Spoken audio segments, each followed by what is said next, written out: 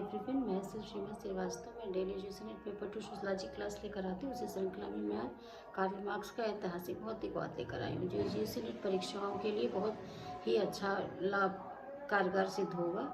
उसमें ये जो आता है ना, इनका इतिहास का वर्गीकरण, या तो ये पूछता है कि किसका है, जिस पे आप टिक लगाओगे कार्ल मार्क्स, या फिर चरण पूछता है, इसको सीक्वेंस में इसका चरण लगाइए, ये पूछ लेता है। कभी कभी आधार पूछ लेगा एनटीए कि भाई इस किस आधार पर, ये कौन सा आधार इन्होंने सर्व पर और क्यों रखा, ये भी पूछ सकता है। और सेशन रीजन में भी पूछ सकता है कि इतिहास का आधार उन्होंने ऐसा क्यों रखा, तत्कालिक परिस्थितियाँ रही इस वजह से रखा या कोई और फैक्टर था। कई सारी चीज़ें वो पूछ सकता है एनटी, इसको भी आपको ध्यान रखना होगा। तो उन्होंने इतिहास को 5 भागों में बांटा। उन्होंने इतिहास को किसी राजा महाराजा या सामाजिक या विचारधारा के पर वर्गीकरण नहीं किया। जैसे मैंने पिछले बताया था सेशन में आपको कि उनका जो बेस है वो अर्थ ही है। उसी अर्थ के आधार पर उन्होंने इतिहास को, और या ये कही कि समाज का जो विकास क्रम है या जो समाज का जो परिवर्तित रूप है वो अर्थ के आधार पर बांटा।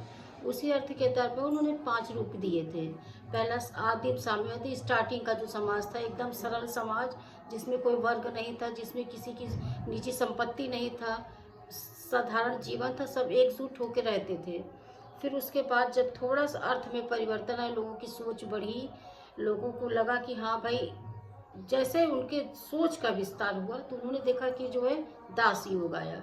इसमें क्या होते थे, एक जमींदार रहता था, एक जमींदार वर्ग होगा और दूसरा दास वर्ग होगा, और तीसरा जो है वो सामंतवादी युग है। उसमें ये था कि एक जमींदार होगा और एक इसमें भी कृषिहीन व्यक्ति होगा या मजदूर वर्ग होगा, और जो आपका चौथा है वो पूंजीवादी युग है, जो वर्तमान का युग है, जिसके पास भौतिक संसाधन के अपार, जो सीमित संसाधन है उसका अधिकतर जो है पार्ट है वो पूंजीपति के पास होता है।